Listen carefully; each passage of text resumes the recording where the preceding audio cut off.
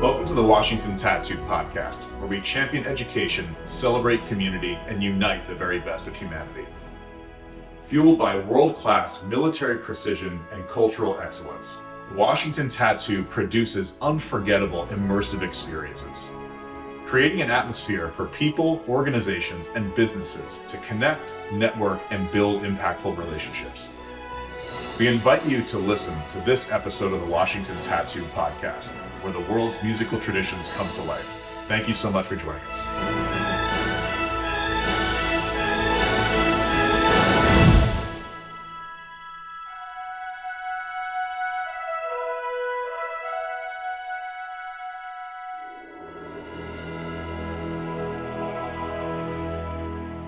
Hello, everyone, and greetings, and welcome back to another episode of the Washington Tattoo Podcast. We are super excited today to have Sarah Bumgardner on the line today. She is the Director of Partnerships and Member Engagement with AAFMAA, the American Armed Forces Mutual Aid Association. And so we are super excited to have Sarah here. And I just want to say thank you for taking the time to chat with us today. Thanks, Mark. I'm really excited to be here. Fantastic. And so you're in Nashville at the moment. I am. Weather is doing its crazy thing in the spring. It is, yeah. I'm in Nashville. We're currently in fake spring, right? It's got us fooled. It's like 70 degrees, beautiful out, and I'm sure in 2 weeks it'll be snowing, so that'll be exciting. But it's pretty right now, so I'm enjoying that. I love it. Yeah, you have to take advantage of those moments. You know, at the time of this recording, it's always kind of funny to watch where, is it spring? Is it going to be winter again? Yeah. No, it's totally crazy. But no, I'm really excited to dive into your story, the work that you do for, with AAFMAA and service members and families. And I think it's really important to have these conversations about financial readiness and just being able to, set your goals for you and your family for the future. So this has been something I've really wanted to dive into, but I'd like to go kind of back to maybe even the beginning of your story of how you got involved with this profession. Yeah, absolutely. It's something I'm very passionate about, and it really started when I was a new military spouse. So I was a brand new military spouse, get stationed in Quantico, Virginia, right, and found this organization as most military spouses do, right? You move to a new location, you try and find a job there. And I found this company called AAFMAA, American Armed Forces Mutual Aid Association.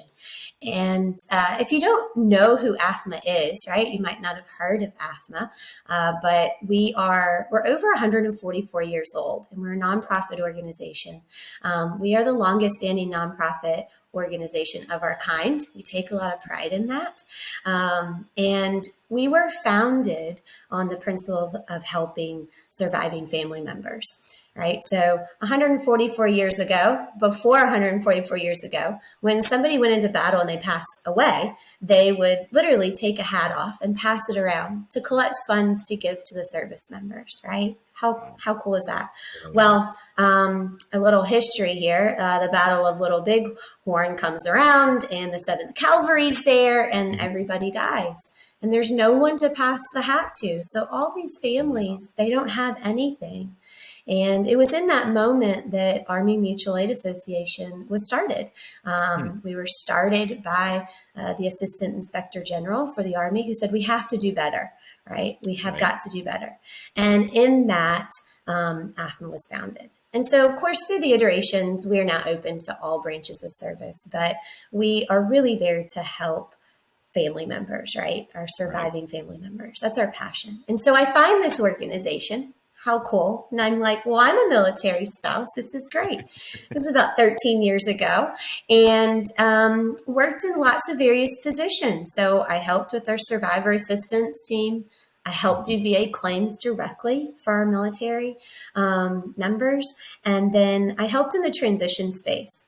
And it was in that transition space when I started seeing our members come to say, I'm getting ready to leave the service. What do I do? I realized that there was a financial education and literacy piece that was missing, that the military wasn't doing a great job of that. And so I became really impassioned to learn about that, to educate not only our membership, but the military community as a whole, and especially military spouses, right? Right. A lot of times the military spouses are the ones making the financial decisions. And then the family leaves the service, and how is that going to affect them financially, and Right. understanding that. So that's it's kind of how I landed where I am, you know? Incredible. Well, and I think it's interesting too, because when you talk about this transition space, it really kind of rocked me when I recognized how many service members transition out every year, whether it's, a 3-year enlistment, whether it's a mid-career change, or it's a retirement.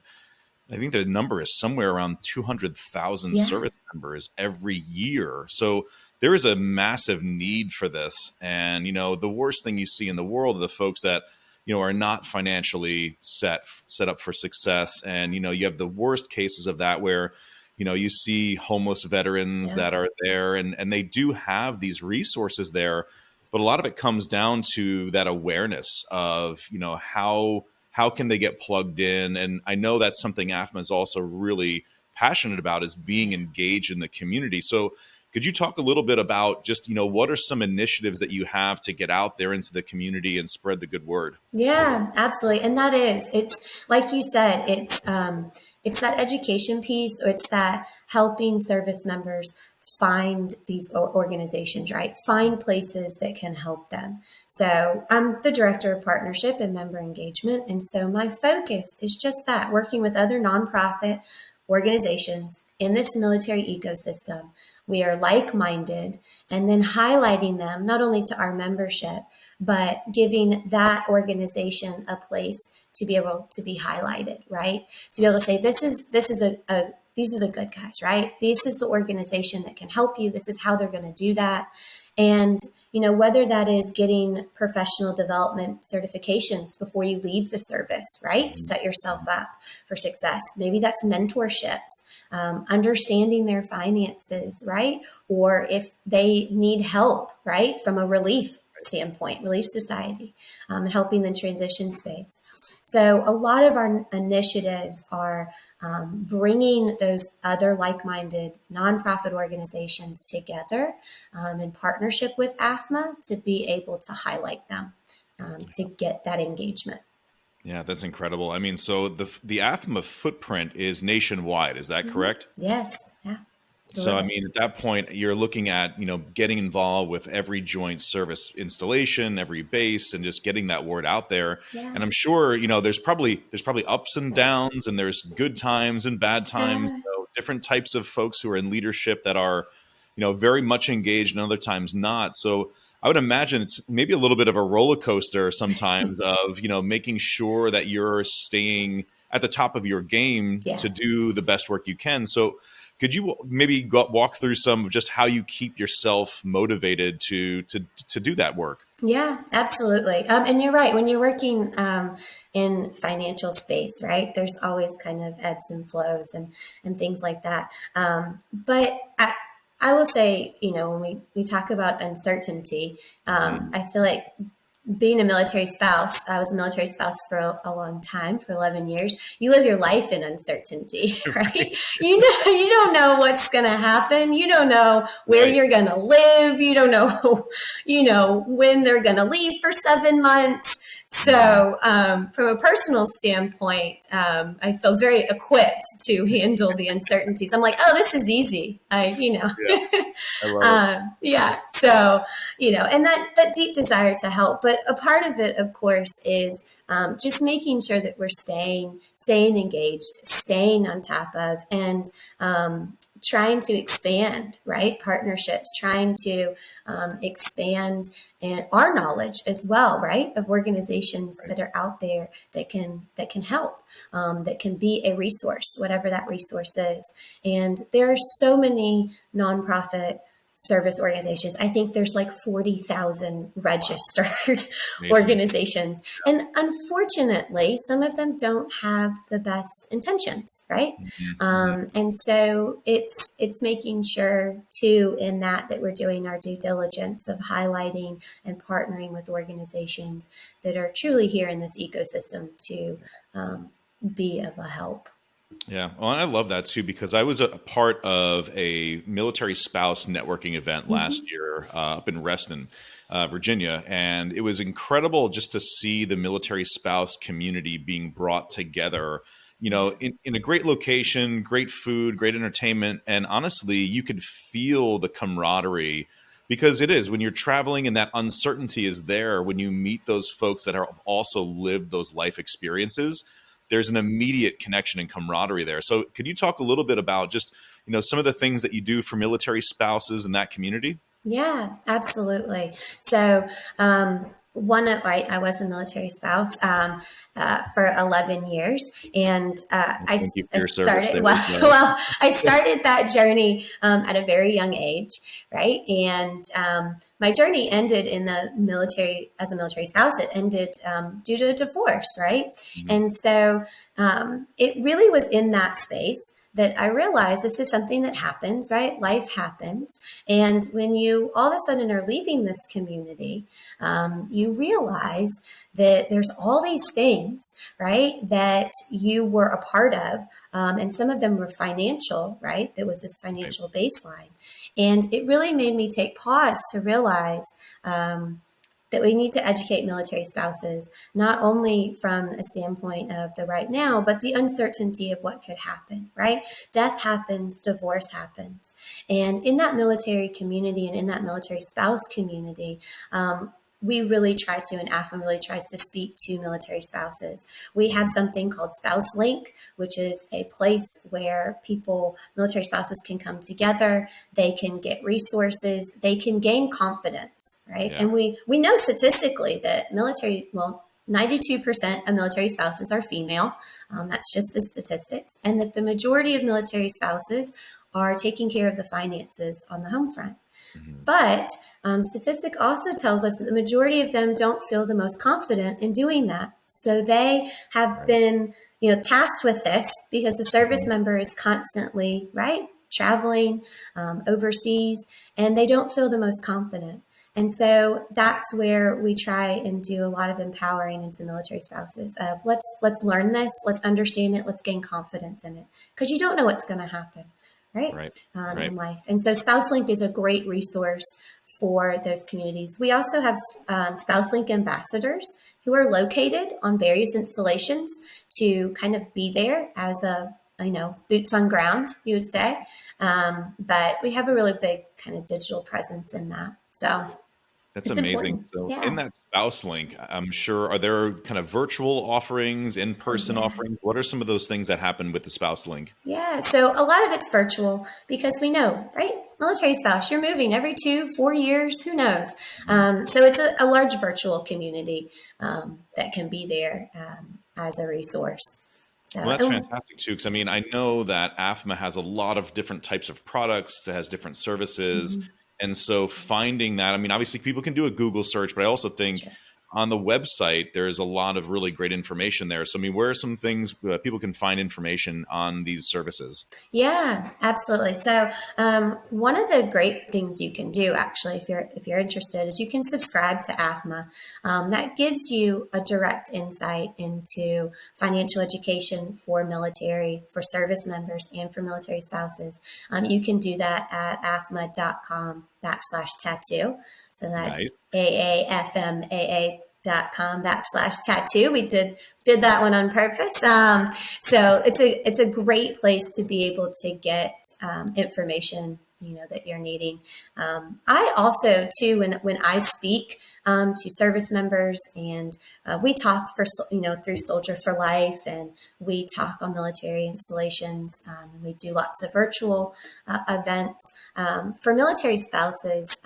Mil Spouse Money Mission Mhm. is through DoD. Mil Spouse Money Mission is an awesome site to be able to go to really start your finances, and it's tailored towards military spouses. So it's a great resource.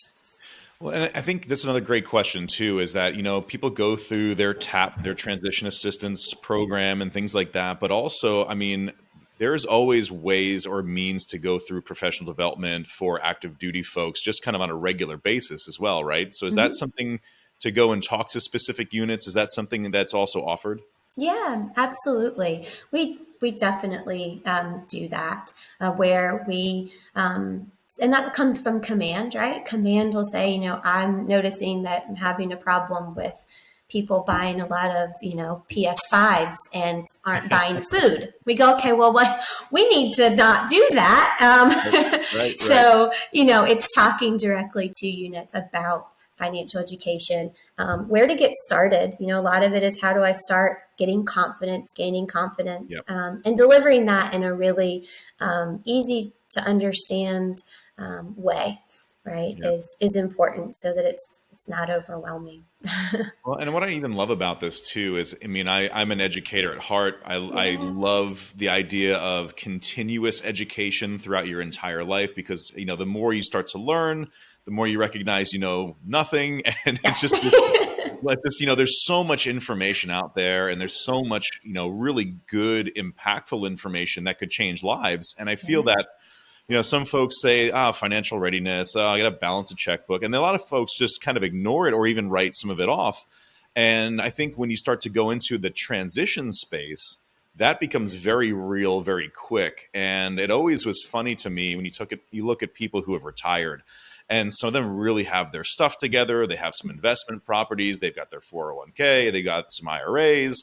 Mm-hmm. And what's interesting, if you look at the progression of knowledge from that baseline level of just starting off with your financial journey, getting a paycheck, setting up a savings account, setting up a checking account. But in reality, that allocation of a certain percentage of paycheck to make sure that you're putting that in some type of investment vehicle starts to really take shape once you've been doing it for 5, 6, 10 years. Yeah. And that's where I think some of the financial education is probably its most powerful when you have some type of asset to do something with it in a different type of vehicle, and you have to know What what to do? vehicle. Yeah, what do you Yeah. do? What do you do?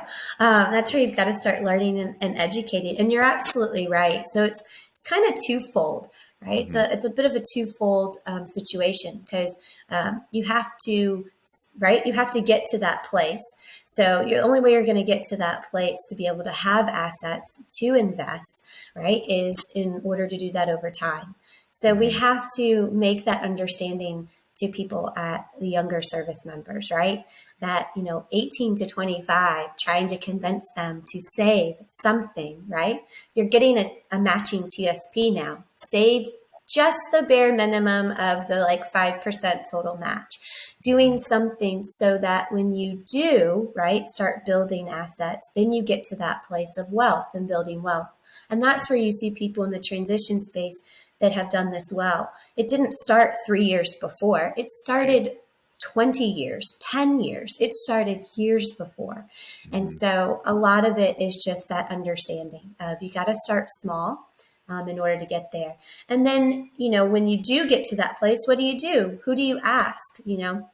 One of the things that I always say is that, we, AFMA is a bit of an open door. We like to answer questions. And if you have questions, to reach out, right? That's what we're kind of here to do. We do that for our membership, but we do that at large as well. Yeah, I love this because it gets to a point too. I mean, sometimes, money and discussions about money can be very uncomfortable Mm-hmm. if, number one, you're not equipped with the information. Two, maybe the money that you've been spending has not been in the most positive of ways. And then the other part of it is, once you can start to look at how you've built some of your, your liquidity and you have a little Yeah. bit of money there, and then you start to go, well, I can actually start to choose different ways. And so you talk about, lifestyle design and you start Mm-hmm. looking at, do I want to get into real estate? Do I want to do some stuff with with the S&P 500? And you can start, looking at it as a game instead Mm-hmm. of it being this struggle to, what am I doing with my money? And now go, all right, I'm going to gamify this and figure out how to diversify. And honestly, when you get into real estate, it's fun because you can go, are you rent and hold? Are you doing Yeah. Airbnb? And all of a sudden now you can play these financial games that really fit where you want to go as an individual, but you have to have that foresight to say it's more than my PS5 right now. Yeah, you've got to have foresight. That's great. Gamify. I like that. I might actually take that to gamify finances. That's great. I love that. Yeah. So, it has to start somewhere. And that's one of the great things too about, being an educator, because that's what I do is, educate. A lot of it is, when you are in that transition space, it's what are all the other things you're going to lose in there. So it's understanding, all of these things that the military has afforded to you, that you now lose. And so how are you going to replace that, right? What does that look like to replace all of those things, whether that's life insurance or that's healthcare, or, that's just pure income, the difference between civilian versus military pay and all those tax implications that really make a difference. And so it's, understanding what that's going to look like and what that footprint's going to look like. And it's funny. I had a colonel once come to me and tell me, and this is great. He comes to me and he says, Sarah, all these service members are going to leave the service one day, one of three ways. I go, okay, how's that? He goes, they're either going to retire, they're going to separate, or they're going to have an untimely death. And I said, you know what, you're right. We should probably help prepare them and their families for all of those things, right? We got to start now for any of that could happen, right? And so it's like, okay, that's a great way to think about this. Then had a general come to me and he goes, well, all these service members are going to leave the service one day, one of four ways. How's that? They're either going to retire, they're going to separate, they're going to have an untimely death, or we're going to kick them out. And I was like, okay, you've obviously seen a little bit more. So what do we do so that they don't get kicked out, right? Let's start there. And then also plan for all of those other things. So but it's true. I mean, it's true. Those are the ways that you will leave the service one day. And what does that look like? And so that's kind of my passion with AAFMAA, is making sure that, service members are getting this financial education and their literacy, and the military spouses as well. Because that's equally as important. It really is. Yeah, no, I totally tip my cap to you on that. And you have my unwavering respect because, as a young private, you come in and I always tell people this before they join the military. I say, you don't want the Army to teach you how to be an adult. You want to be somewhat of an adult before you come in, because the Army has a very uncomfortable way of teaching you how to be an adult. Yeah. No, but I think the other component of that is, being able to be open-minded enough to see, more than just two steps in front of you. And, we get these counselings every quarter, people get their evaluations every year. And there are pieces of that where, not to say they need to change the evaluation again, but in that counseling, that financial readiness piece, it would be awesome to have some kind of roadmap or glide path for those individuals when it comes to, what do they want to do in that space. And I would always say, as an educator, when you're forced to teach something, you learn so much more about that because you have to learn what you kind of don't know, and then you start to just learn more and more. So I almost feel that it would be a better scenario that if maybe some of our mid-level managers, our E5s to O3s, O4s, had to teach some financial readiness and almost maybe have a here's something AAFMAA could do there. We put something together. But yeah, absolutely. But you look at just what that would do for service members transitioning out, and we start talking about what is the reason why veteran suicide is what it is. And of course there's the PTS TBI side, but the financial piece is also a massive component of that. And if you can get ahead of that curve, that's a much more lucrative way to try to fix that problem, as opposed to going, well, wait a minute, this person has all these issues and we're either going to go down the medication route or we just don't know. And so I think you're doing an incredible service for our service members. I just thank you so much for that. Thanks. Well, and you're right.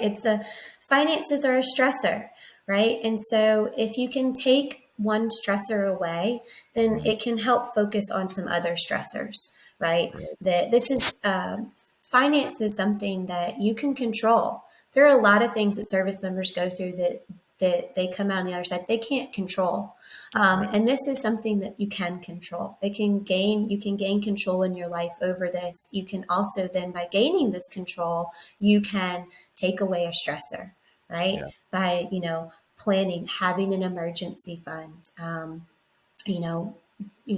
having a bit of a buffer, understanding how you're going to retire one day, and making sure that your family is protected, right? Something should happen to you.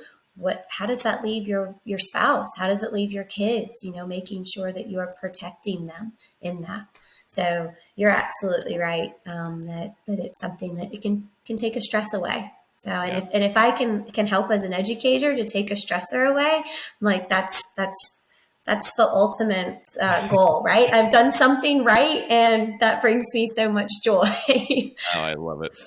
So, Sarah, what's on the horizon for you, AAFMAA? What are some goals and things that you're all looking for, moving into 2023 and beyond? Yeah, so we're constantly expanding our financial education and readiness, constantly seeing how to deliver this in the best way, how to get this information out there.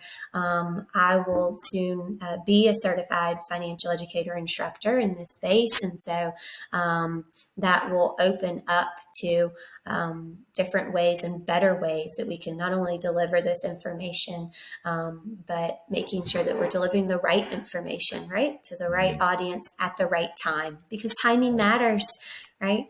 Timing really matters. So I'm really excited about kind of what's on the horizon with AAFMAA and this space. We're growing it and partnerships, and really aligning ourselves with other of those nonprofit like-minded organizations, which is exciting, right? To kind of get all those people in one room and say, let's solve some problems.